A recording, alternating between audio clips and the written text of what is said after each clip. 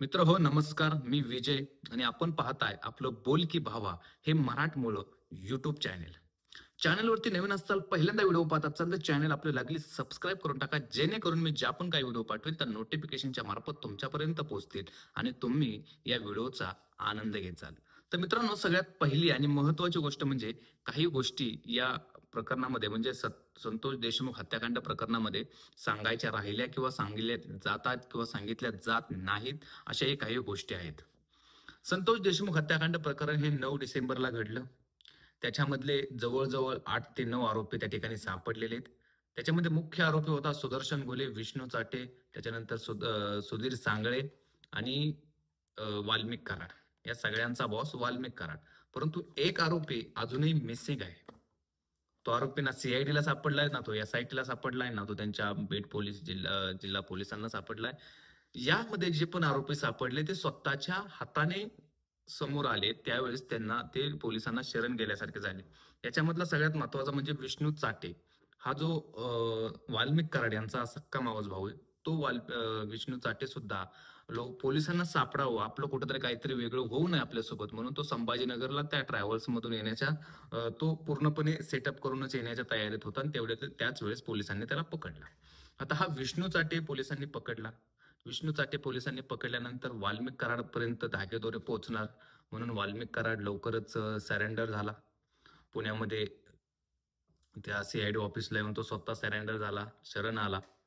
त्याच्यानंतर जे 2 आरोपी खरं तर त्याच्यामध्ये सुदर्शन घुले आणि सुधीर सांगळे हे 2 आरोपी त्यांची दाढी, मिशी वगैरे काढून म्हणजे एकदम जे काही त्यांना अभिमान, स्वाभिमान होता पहिला दाढी मिशा ज्या राखल्या होत्या त्यांनी, त्या सगळ्या काढल्या त्यांनी आणि त्यांना वाटलं की आता लोक आपल्याला ओळखणार नाहीत.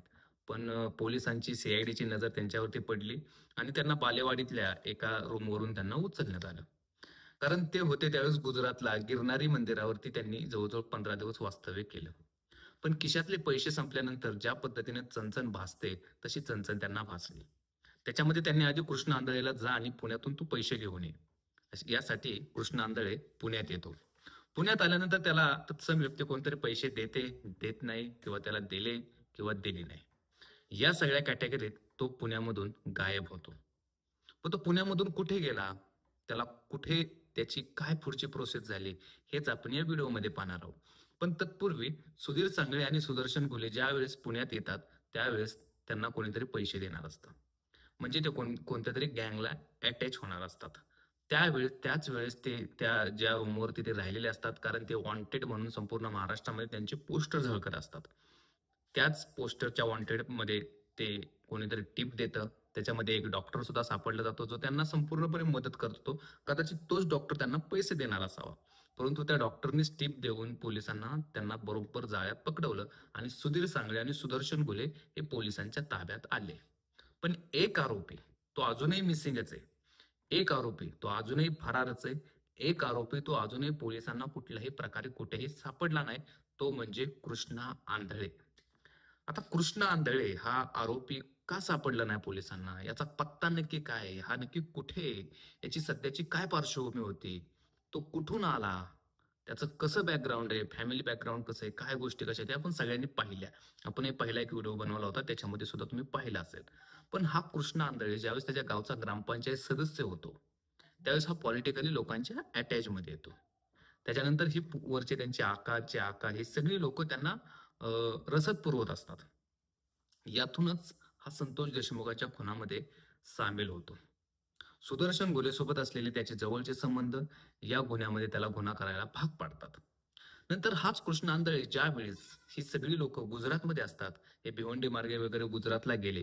गुजरातमध्ये गेल्यानंतर पैशाची चणचण भासल्यानंतर पहिल्यांदा आलेला, आता पुन्हा पण त्या विषयावरती पहिल्यांदा कृष्ण आंधळे मी जातो आणि पैसे घेऊन येतो, तोपर्यंत तुम्ही इथंच थांबा म्हणून तिथनं जो कृष्ण आंधळे गेला, त्या कृष्ण आंधळेची आणि सुदर्शन घुले सुधीर सांगळेची गाठभेटच झालेली नाही.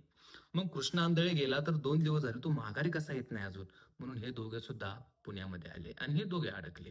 पण जो कृष्ण आंधळे पुण्यामध्ये आला, त्याला कोणी अभय दिलं? पुणे हे गुन्हेगार साम्राज्य, गुन्हेगार घडवण्याचं ठिकाण म्हणून सुद्धा ओळखलं जातं. अनेक छोटे-मोठे गुन्हेगार तिथे येतात, मोठमोठ्या बाईंच्या नादाला लागतात. मग त्या बाईंसोबत राहायचं आणि मग मोठ्या एका गँगमध्ये सामील व्हायचं. असंच काहीतरी त्यांचं अस्तित्व असतं. तसाच हा कृष्ण आंधळे या सगळ्या भानगडीमध्ये अडकला गेला. कृष्ण आंधळेला कोणत्या तरी गँगने उचललेला आहे किंवा तो कुठल्या तरी गँगला जाऊन भेटलेला आहे. आता हे गँग लोकांपर्यंत पोलीस डिपार्टमेंट पोहोचत नाही. याची सुद्धा काही कारण आहेत. पोलिसांचं असणारं काही कनेक्शन, कारण सगळेच पोलीस चांगले नसतात आणि सगळेच पोलीस वाईट नसतात. काही गोष्टी म्हणतात ना, काहींचे हात दगडाखाली असतात, तर काहींच्या दगडावरतीच त्यांनी हात ठेवलेला असतो. अशा काही घटना पोलिसांच्या बाबतीत सुद्धा महाराष्ट्रामध्ये खूप घडलेल्या आहेत. त्याच्यामुळे आता त्या गँगपर्यंत कृष्ण आंधळे जर पोहोचला असेल किंवा कृष्ण आंधळे आपला गेटअप बदलून वगैरे दाढी मिशा वगैरे सगळं काढून काहीतरीच नवीन करून जर त्या गँगमध्ये गेला असेल, तर तो सापडणं अशक्य आहे. आता तो सापडणं अशक्य जरी असलं, तरी पोलिसांना त्याला सापडावं तर लागेलच, कारण तो सुद्धा यातला मुख्य आरोपी आहे. मग त्यासाठी काय करावं लागेल? त्यांना पुण्यामधल्या सगळ्या गँग चेक कराव्या लागतील. मग त्याच्यामध्ये भरपूर गँग आहेत.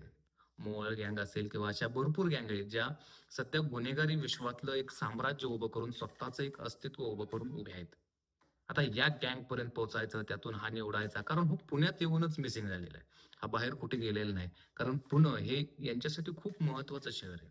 त्याच्यामुळं माझं स्पष्ट असं मत आहे, की हा कुठल्यातरी गँगला हा अटॅच झालेला असेल, कुठलीतरी गँग याला जवळून घेतली असेल. हाच काय तो त्याचा पत्ता असेल. तुमचं काय म्हणणं आहे? तुम्हाला काय वाटतं? कृष्ण आंधळे नक्की कुठे गेला असेल? का कृष्ण आंधळेचा गेम झाला असेल? तुमची मतं कमेंट्स बॉक्समध्ये नक्की व्यक्त करा. आणि असेच माहितीपूर्ण व्हिडिओ पाहण्यासाठी आपलं बोल की भावा हे मराठमोळं यूट्यूब चॅनेल नक्की सबस्क्राईब करा. धन्यवाद. जय हिंद, जय महाराष्ट्र.